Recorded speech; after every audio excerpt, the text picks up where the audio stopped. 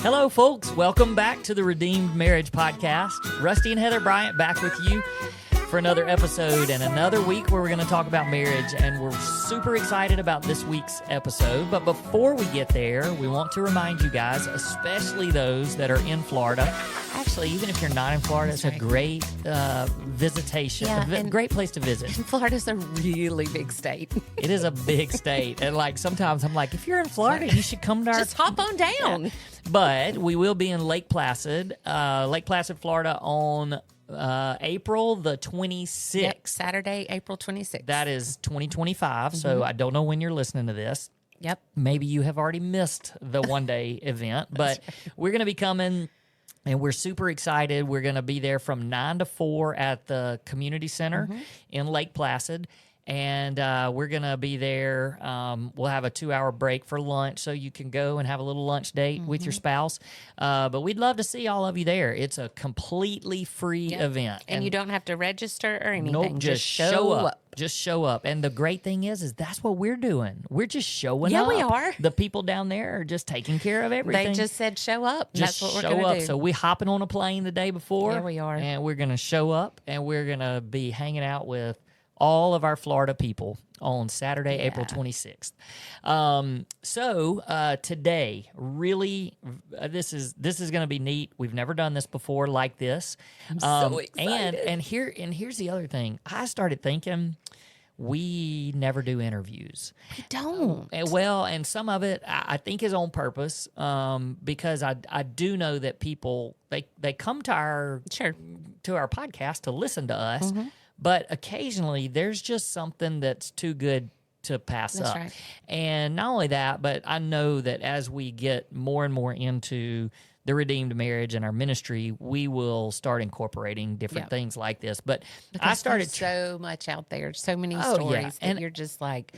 God did that. Yes, and I was trying to come. I think it may be like 5 or less out of 200 episodes. Yep. And you know what's crazy is people comment on those to me a lot. Like somebody just this past week said, I just listened to your episode with Penny, who is my mentor. If you haven't listened to it, please go back and do so. And they're like, I need a Penny, you know? Yeah. And we had Kylie on talking about her healing story and how we've had our boys. We had and of that's course, our most Trey, downloaded Trey one. and Lee Morgan. Yep. And then Megan and Casey. And that's it. That's literally it. So that means what I'm trying to set up here is this is a big deal. It's a big deal. And this is important.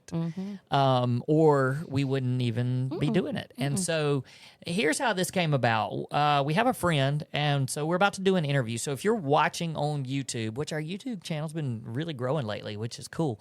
So go subscribe if you haven't done that. But we're going to you're watching us on video, but you're only going to hear the interview because she's not sitting here, and but she's on a call with us. And we're also going to do something a little bit unique because we're not going to share her name because this is her story, and so we're going to be very respectful of that.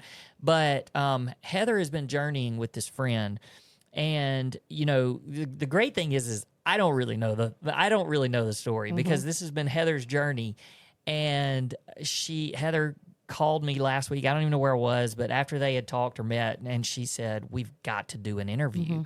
And I was like, well, would she do that? And she's like, yes, she would. Well, actually, I said, I don't know. Hold on, I'll find out. And so we immediately started just talking about it. And so we set it up, and we're super excited.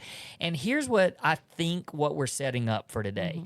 Heather's already said today when we were talking about that, I'm usually the one that kind of helps guide things along. I don't know the story, so I'm not going to be the guide through this.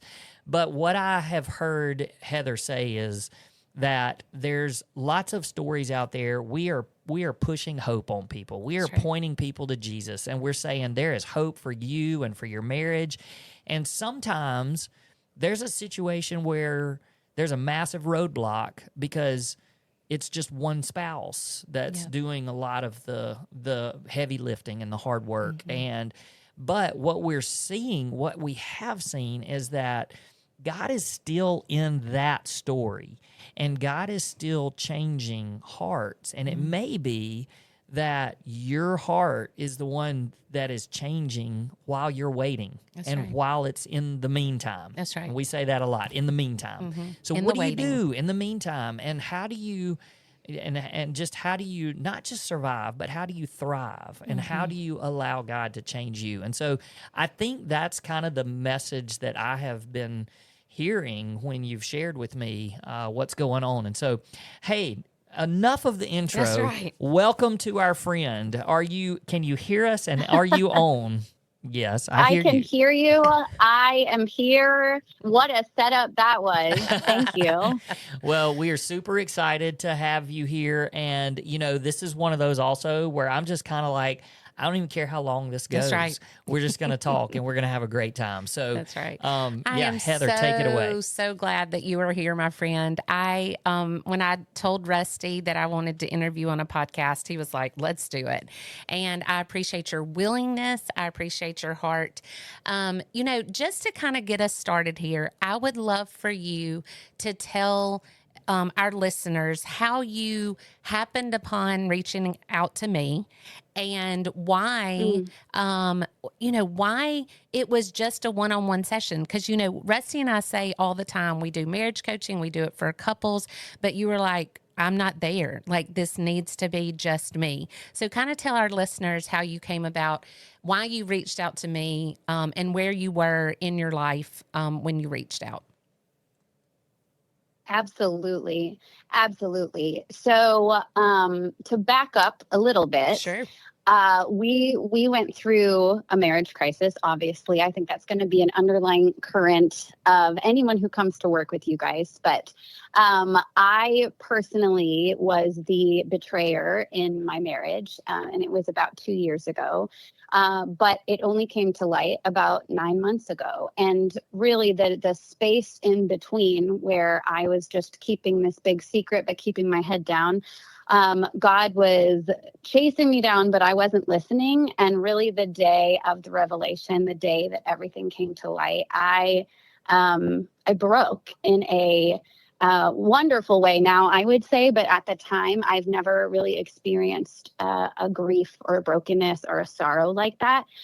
And my response to seeing the devastation that my actions had caused was, what can I do? What can I do? I mean, immediately I was like looking for therapists, looking at churches, cutting out books and music and finding podcasts. And what really ended up happening is first I stumbled across a Focus on the Family series that had a lot of stories of hope and restoration. And then the very next thing I found was this little thing called the Redeemed Marriage Podcast, which I ended up binging. I just listened and listened and listened because there were so many parallels in the story. And it was there were a lot that I had listened to that were very hopeful, but the roles were reversed, or the situation didn't have as much similarities. And I was listening to a story reflected in you guys where I was like, wow.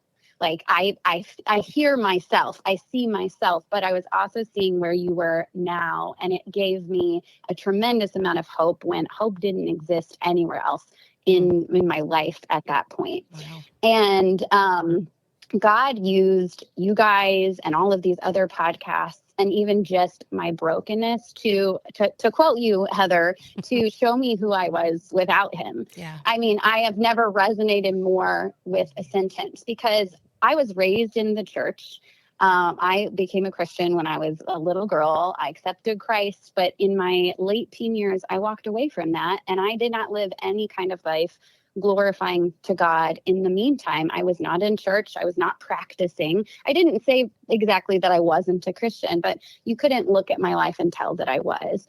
And, I married somebody who was also raised in the church, but again, we together had no relationship to speak of with the Lord. And I had a really false sense of my own goodness. I would have to say that the enemy really used my ego against me in the past 10 years. I believed that I was too good, too kind, too compassionate, such a good wife, all of these things to ever walk into any kind of situation where I would cross the line hurt somebody and make any of these choices that I made. And the second that I really was faced with the reality of what I'd done, I realized that I'm not good. All of those things are a lie. And I really needed somebody to walk alongside of me as I learned what it was to fall in love with Jesus again. So after I listened to almost all of your podcast episodes and heard you talking about marriage coaching all the time, I, had brought up the idea in my house many times. I had shared episodes. I had shared, other podcasts, other videos, and he was just not there. When one person is pursuing a relationship with Jesus and the other does not have the hope associated with Jesus and goes through this kind of trauma, there's nothing to hold on to. And sometimes it can be a situation where somebody is just not ready to participate in the healing process yet. He did not leave, he stayed, and I'm very grateful, but he was not ready and isn't totally ready to put in the level of work that I was. And I'm okay with that because I'm the one that caused the issue. So I reached out to you and I said, would you just meet with me one-on-one, please? Like, do you do that? I know that's not really your thing, but I just need to talk to somebody, to journey with somebody who has been in my shoes. Yeah. So that was very long-winded, which I'm sorry, I don't know that your episode's going to be 30 minutes this week because I don't know how to make things short, but I'll do my best. We don't either. Welcome to the club. It's fine. I'm one of those that likes the longer ones, by the way. Just a vote for the longer episode. Okay. We hear your vote. It's noted. It's noted. Okay, I'm going to jump in just for a second, and I'm letting because I can't help it. And then I'm going to let Heather take over. But here's one of the things that I'm hearing you say, and especially when you're talking about our marriage coaching, we absolutely, where we just get the most joy and where we thrive in our ministry together is obviously when a couple comes to us and says, and they may be at different levels, but they both come and they say, we want to work on our marriage. Yeah. And we love that because we love working together and we just can really dig in with both of them. But we know that there's so many people out there that only one spouse, the other one's not on board yet, that kind of thing. And we're finding more and more that that's a crucial part of what we do. And some of that is just because we know we need to pour into these people while they're waiting because they're ready. And so for people out there that are like, oh, I didn't know y'all did that. That's right. Then here's what I have to say. Heather talks about Penny all the time. And Penny, we joke and say it's going to be God and Jesus on one side and Penny on the other when we get to heaven. But that's just how we feel about Heather's mentor. But I want people to hear me say that Heather has been discipled in a correct way by Penny. And she's sort of taken that baton now, and she's doing the same thing for other women. And so I'm saying this from the person that she hurt and betrayed more than anyone. I mean, it was me that was the I hate saying the word victim, but that I was the victim of her betrayal. But I would tell any lady out there, call Heather. And I know that you've had that experience with her, and we're trying to even find more times this summer that she can open herself up and be a little more available for that because my summer gets really busy. But anyway, that's just my plug. You're coming from a woman's point of view. I'm coming from the betrayed husband, and I'm saying that's the lady to go and talk to. Okay, done with my commercial. I agree. Well, I was going to say, first of all, I don't know how you expect me to take over after that because now I'm a little teary. You're good. Okay, so now we know how you kind of got to us or got to me, and we have been journeying together for several months, and this has not always been easy. You've had some really, really hard times, and wondering, gosh, is this what God's calling me to? You know, talk to us and tell me a little bit about just kind of your thoughts about how your journey has been going and how Jesus has called you to go a certain way in your journey. Yeah. Well, I have to say that when I started this journey, I could never have begun to guess where the Lord would take me, because really there's a lot of things in my personality that push back naturally against some parts of the healing journey, which is, for example, when someone's not ready, you can't do anything to change them. Yeah. My personality does not like that. Mm-hmm. I have always been a fixer, a controller, and a changer. If someone needs something, I'm just going to get in there and do it for them. Mm. And that does not work in this situation. So I think the very first thing that I can remember you saying after I told you my story was, you can only control you. And you guys say that on the podcast a lot too, but I needed someone to speak that directly to me, because I was working on myself, but I also really, really wanted to push it. I wanted there to be a timeline and a goal, and like, this is what I should be seeing at this many months, and this is what we should be seeing next year.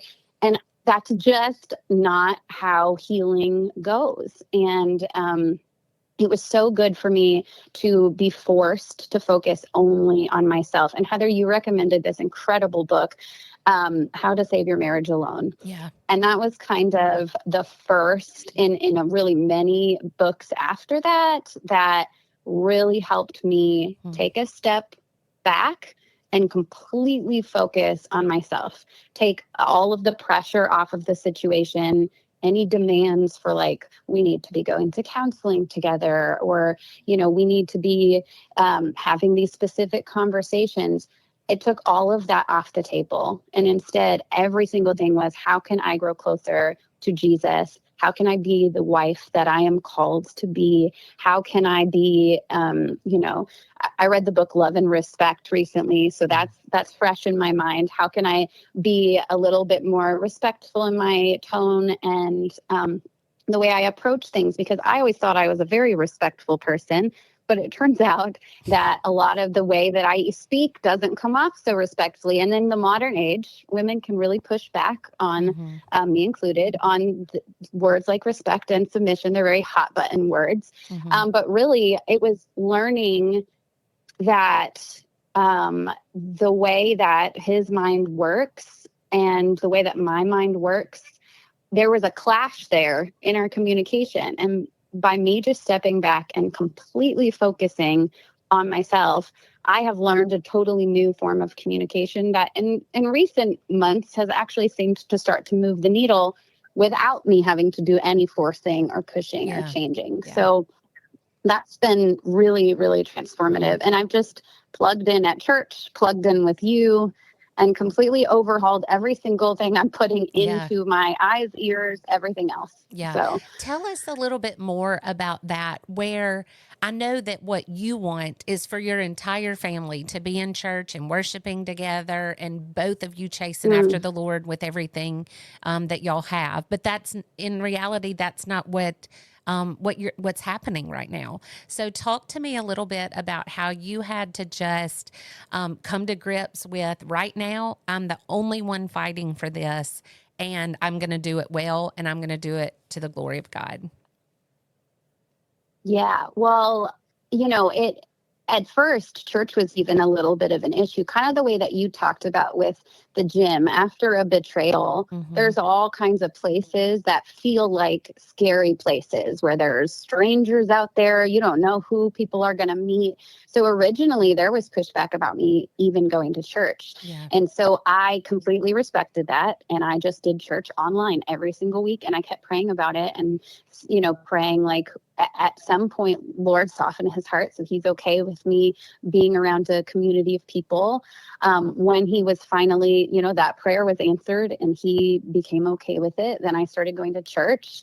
And then I actually asked the church to develop a women's only small group for a study that we were doing specifically so that I could go to a small group on Thursday nights without, being disrespectful, and, pushing any boundaries. And so my only tool has been really radical and intentional prayer, which I grew up in the church, but I did not learn how to pray the way that I have learned how to pray now. I have realized, and one of the books that I've been reading is The Power of a Praying Wife, which has been so transformational.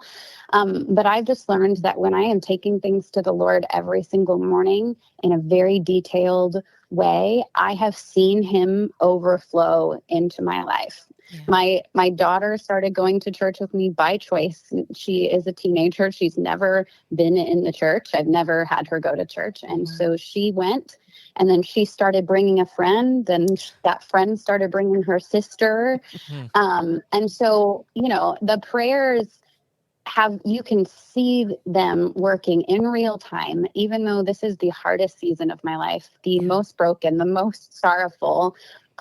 Everything that I am seeing come out of it, all of these answers to prayer and all of this change in all of these people's lives because of my mistakes is just like such a testament to the power of how Jesus uses us in our mess.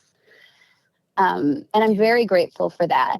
And I know that even though my husband is not ready to come to church, not really interested in a personal relationship with Jesus at this point, I can tell that he is appreciating what he's seeing.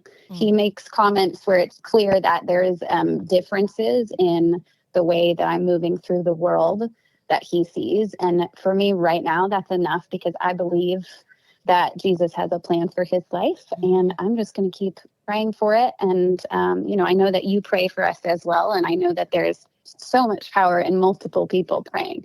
Yeah. Did that answer your question? Yes. I feel like I might have taken that on a tangent. No, it answered my question. Hey, since you're really into absorbing lots of stuff right now, I'm gonna throw out. I just listened this week to Levi Lusko's sermon from this past week about intercessory prayer, and it's fantastic. So that is perfect. Yeah. So those of you who might be listening, it'll stretch your thinking. It's very deep. It stretches the way that, I say very deep. He speaks in a way that never feels deep. He doesn't ever make me feel dumb. Right. But it is so good. And I don't have it right in front of me as far as what the name of it is, but we're recording this on April the 3rd-ish, 4th. It's April 5th. So it would have been last Sunday, whatever Sunday that was. Yeah. But anyway, just if anybody needs to go and look for it. March 30th. Hey, can I jump in real quick and say this? One of the things that is so clear, and I know I haven't had a chance to, it's funny because you'll say things and Heather, I'll look over and I'll see Heather just smile, just grinning from ear to ear. And I feel the same way. But here's what I'm picking up on. The amount of joy in your life right now, it is contagious and it's overflowing. And it's very clear just in talking to you. And what's so fascinating about that, and you just touched on it a little bit in what you were saying, but what's so fascinating is that technically this should be the darkest season of your life, there has to be at times, and I know this because I've journeyed with Heather through it. There's shame and guilt, and that's real. That it's there. Yes. So there is shame and guilt, and then there's just this. Well, things are not working out perfectly like they're supposed to because here I am going 90-0, ready to work on my marriage and have the greatest marriage ever, and my husband's not on board. So that really stinks. And then just all of this would be such an excuse and a reason to just not be in a good place. And not only are you not just you're in a good place, but you are just overflowing with joy, and because of that, your daughter's picking up on it. Her friends are picking up on it. People in your church are picking up on it. Even your husband's picking up on it. And I mean, I don't really know what kind of answer I'm looking for, except my question is, how in the world? Because there's so many people out there that are in your shoes. They've walked the shoes that Heather's walked. They're walking in yours, and they just see there's no reason for just destruction. Yeah, there's all they see. Yeah, because and I think such a big part of it is it's not right now for you in your marriage. There's not this big happy ending like me and Heather. There's no red bow. Yeah, that's right. Yet. It's like, well, we want to just tie it up into a bow and be like, here it is. Now I have this gift that we can share with the world. But you're not there, and there's a lot of people that aren't there, but you're still just full of joy. Yeah. Tell me. I want you to answer that question, but not only that, but they hear our story 13 years out. Yeah. When we started our podcast, this was 11 years out, 12 years out. And I mean, she's months from out. And that, not even a full year. Yeah. And that's what, like, so many people are like, once I get there, I'll have joy. But she is still, I mean, I can go back and say I had joy 6 months out or 8 months out, 10 months out, whatever.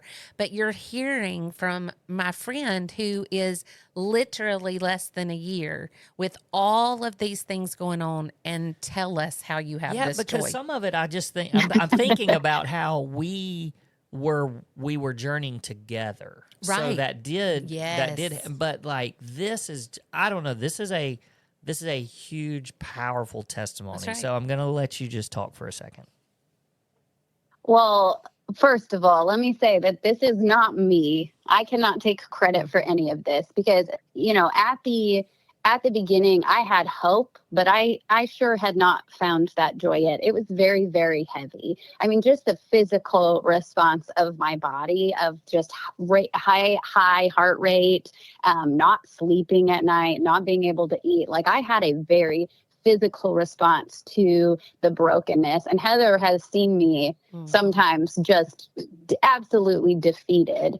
But what I have learned how to do throughout this process, and it has taken work. It has taken being in the Word every single morning, being in prayer every single morning. Like, those things are non-negotiables in my life.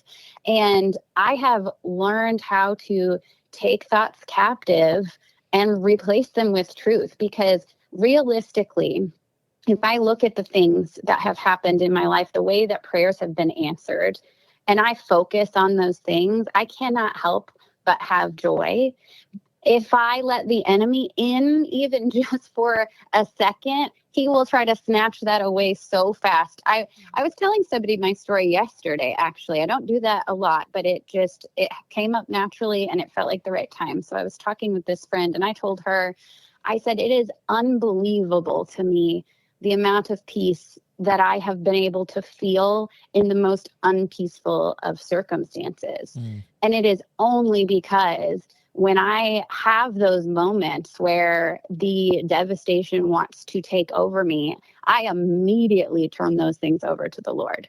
I mean, I stop in that moment and I pray in that moment, Lord, I can feel the enemy trying to use this as a divide, trying to use this as a way to take my attitude back to the place that it was when I walked into my affair.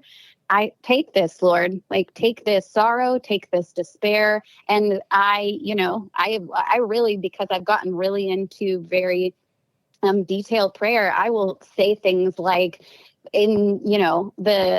by the authority given to me by the name of Jesus Christ and the blood of Jesus Christ, I reject these thoughts. They have no place in my head. And those things have been so powerful and so helpful to me to be able to speak out loud or in my head at the moment, to just have that language that I've never had in my life, to stand for my joy, to stand for my marriage, even when things are extremely hard. And it's really funny that you say that specifically with the word joy, because I would have to say just last week, my husband came home from work and he said, I heard a song on the radio today, and he listens to country radio. And he said, it reminded me of you. Let me play it for you. And he played Brandon Lake's Can't Steal My Joy.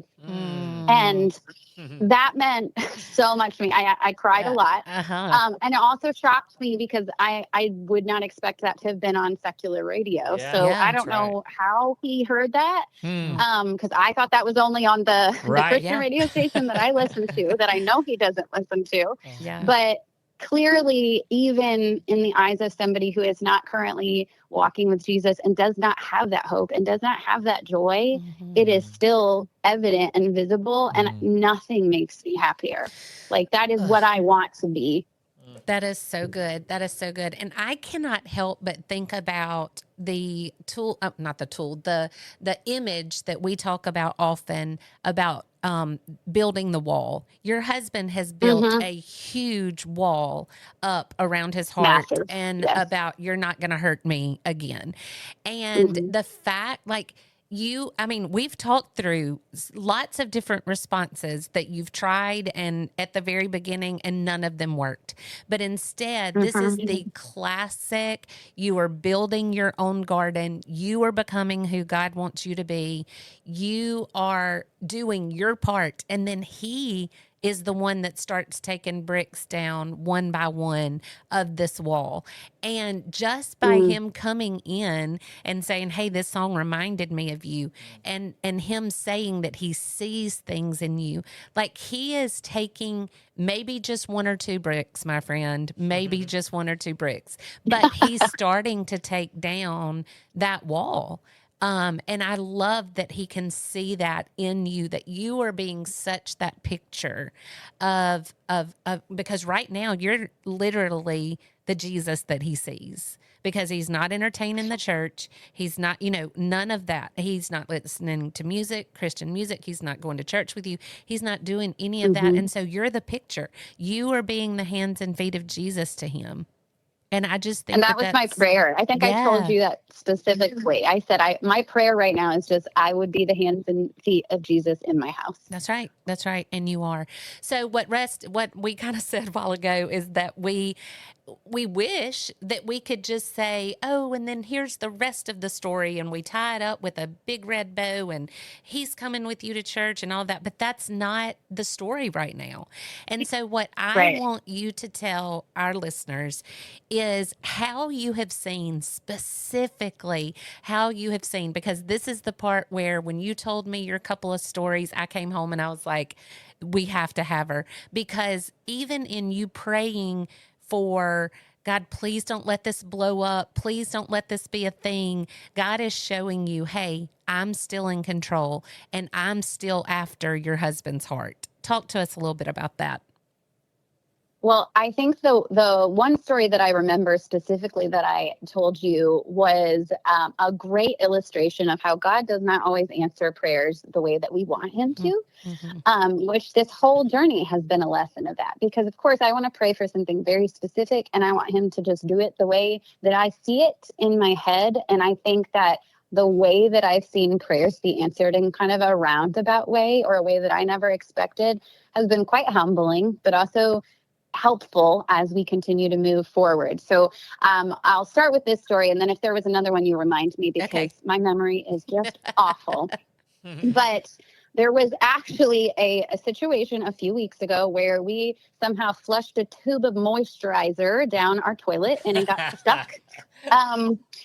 And this is normally the kind of situation that would cause a lot of friction in our house. Do we have to call a plumber? Is this going to be hundreds of dollars? Is this going to be our whole weekend spent dealing with this? And then we start bickering and going back and forth. So I am hovering over this toilet, trying everything under the sun to try to dislodge this thing, praying my face off, like, Lord, just let this tube come back up.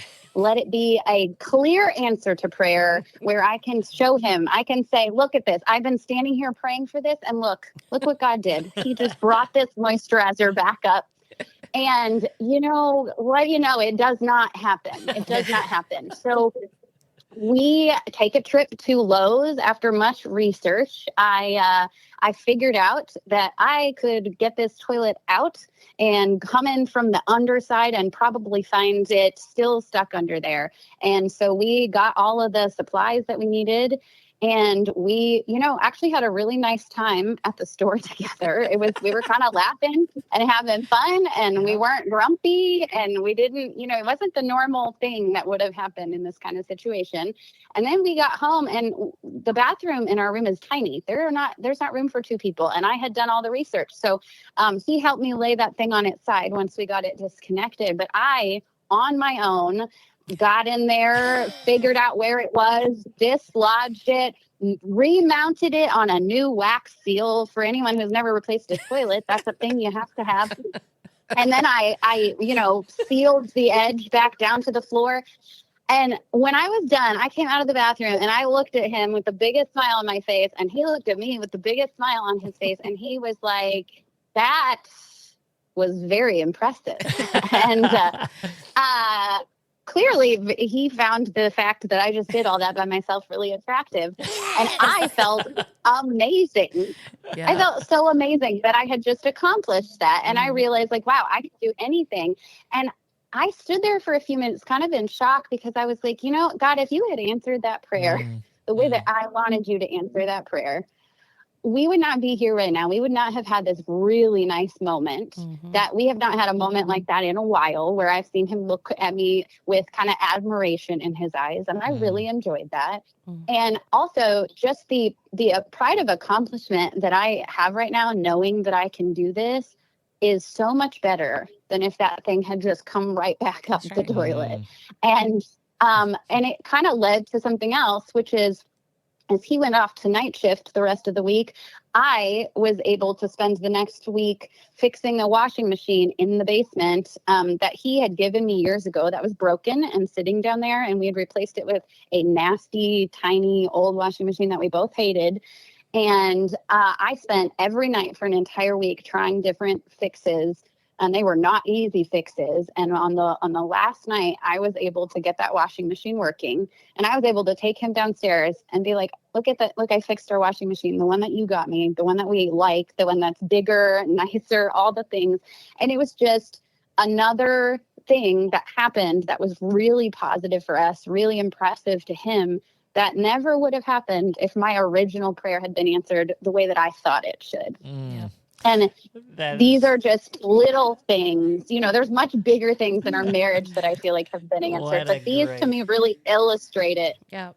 Because that washing machine, that was the second story, by the way.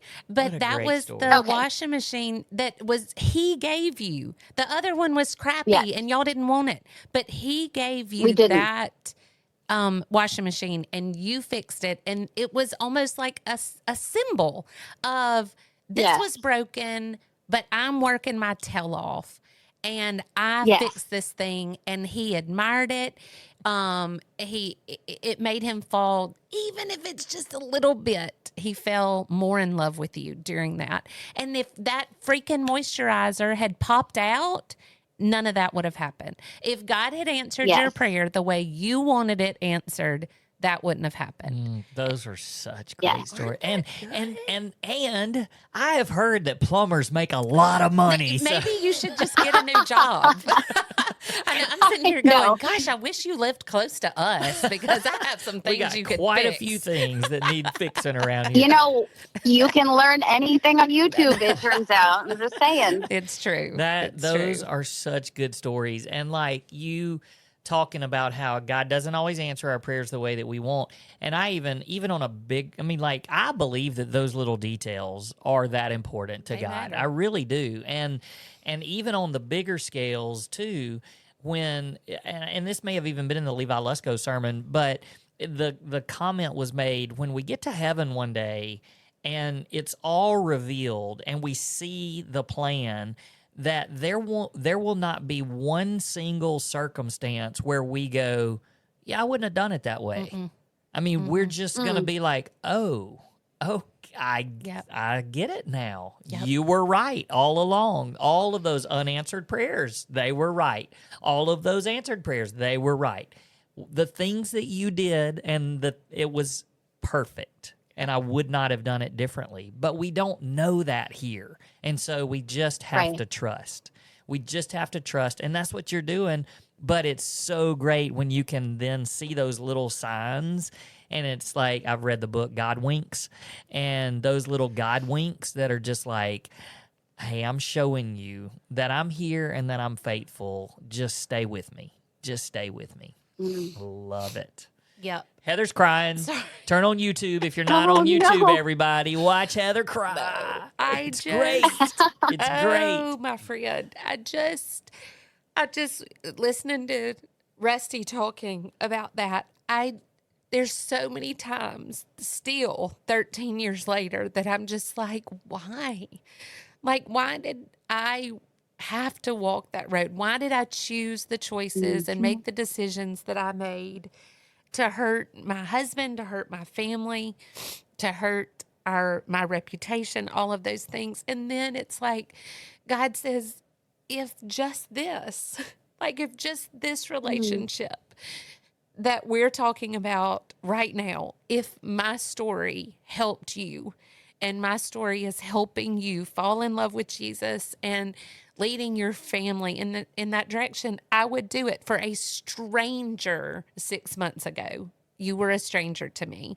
And I would walk that journey again to hear this story and to hear how God is using it so powerfully in her life. So sorry, I didn't mean to lose it, but it's amazing. We great. say this all the time. We get so close to the people that we journey with, and some just become really dear friends. And you are you are definitely one of those, my friend. Definitely one of those. Okay, so Well, I feel the same way. Just to put that out there, I am not going to cry till I get off the phone. There you go. well, is there anything else that you would like to share? And I know you said you like the long episodes, and other people do too. And I don't care. I don't care at all. But as we start to wrap it up, though, what is it? Is there anything else that you just feel like, hey, I just want to make sure I say this before I get off? Yeah, I would say for anybody, it can be a little demoralizing to hear stories so far down the road, but not to hear anybody that's currently walking through something. And that's because when people are walking through stuff, it's not easy to talk about. It's not easy to tell your story or to be forthcoming, especially when you are the person who has been the kind of perpetrator of the entire thing. That can be really hard.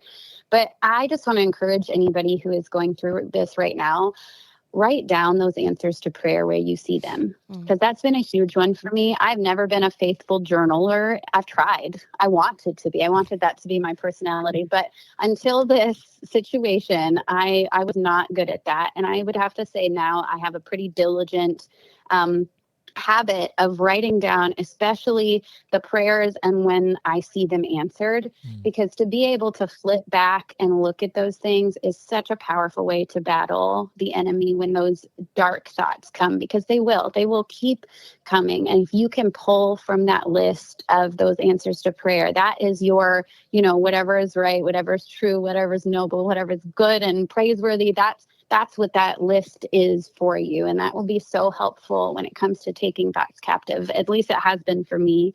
And I also want to echo, Heather, what you just said right now, because I am not very far out of this story. And I still battle shame and guilt on a massive, massive level. And I do know, again, that is something the enemy tries to use against me. But when I can step back and even just see the overflow into my daughter's life and her friend's life, if my choices and the pain that I cause is the reason that I'm now going to leave a legacy for my family of relationships with Jesus, then I would also walk through that again. And I'm thankful for the scars, because I like who I am right now a whole lot more than I've ever liked who I've been before. Yeah. And so really, no matter what happens, I know that God has a purpose for me and for our marriage and for our story. And I also, one last thing, okay, I'm not going to go crazy here, but it is important, and it has been important for me to remember not to make my marriage my idol. That is something I've really had to pull down, because if my marriage was not doing well, or if my husband was not being the husband that I thought he should be at any given point, I was a mess. And that is because I was not living with Jesus at the very top where he belongs. That's right. And this has been even in the recovery story. I need to remember that when things aren't healing at the speed that I want, that it does not dictate how I feel, how I behave, my attitude, any of that, because Jesus is at the top. And all that truly matters is my relationship with him. And then everything below that is an overflow. And keeping that at the forefront of my mind has been really important, because I don't think I realized how much I made my marriage into my idol or my God, or put it just too high on a pedestal. So that's something I've learned. Maybe that can help someone else. Well, here I was, as you were talking, I was just thinking about a couple things that I wanted to wrap up with. One is that you're not, and again, you were so gracious, and thank you for being brave. And I know we're not sharing your name, and so people don't know your story necessarily, don't know who you are, and you're not at that place in your story yet where you want to be, where you want the whole world to know what's going on. And but it's more than just her story too. That's right. Right. But one of the things that I want our listeners to also know is this, and I'm not going to go into the details, but you have gifts and talents that you are blessing us with. And some of the things that you have been able to help us with just in our marriage ministry has not our plumbing. Unfortunately, not our plumbing yet. But you have these gifts and talents, and they are directly influencing marriages because you're serving and giving to us of your talents and the things that you're gifted with, and we know for a fact that we are receiving more followers and people that are learning about our ministry, and then they have the opportunity to hear the same message. And so that's just a huge thing, is just you. And I would encourage that for anybody that's listening, when you're going through these difficult times, like, find ways that you can give back and you can serve, because you have no idea. I mean, really, really and truly though, and see, I almost said your name because I love saying people's names when I talk to them, but really and truly, there's going to be an opportunity even one day when somebody in heaven's going to be like, hey, I found the redeemed marriage because of some of the stuff that you were a part of and how you were helping them. And so I don't want you to overlook that. And please know that we don't overlook that. And then the other thing I was going to say, and now I can't even remember what it was that I was going to say. Oh, I know what I was going to say. That one was important, but this is important too. I don't know. I think that there's maybe been one other episode that I've got off and thought, this is going to be one of the most listened to episodes, most downloaded episodes. And that was the one with our two boys. We got off, and I literally, we stopped the interview, and I said, this will be our most downloaded episode. And this is the only other time I've really felt like that. Most of the time we get off and we're like, gosh, who knows if that was even any good. Use that, Lord.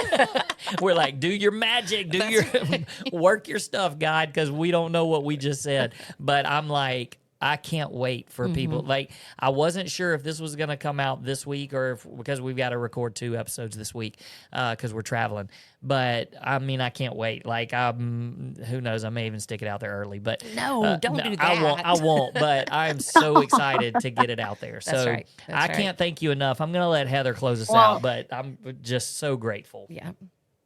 Go ahead. You were going to say something. I appreciate those kind. I was going to say that episode with your boys was one of my favorites. I listened to that thinking, oh my goodness, if my child speaks to me and about me like this someday, nothing in the world would make me happier. So I hope that we're a little late to the game, but I hope that I am building that kind of thing now just because of my own journey. So thank you for those kind words. I mean, that is extremely humbling. And I just hope that something I said today can be really helpful for somebody else. And it has been such a gift to serve you guys in the way that I have. I am grateful to be able to use my gifts for something that I think is so important. What you are doing is changing lives. I know for a fact because it's changed mine. So you guys, thank you so much. You are precious. We cannot thank you enough for being on here today. Like Rusty said, it just makes me laugh that it's definitely going to be the one of the most downloaded episodes, because there's so many people who are where you are. Either they're fighting alone for their marriage, or they're very, very, very early on.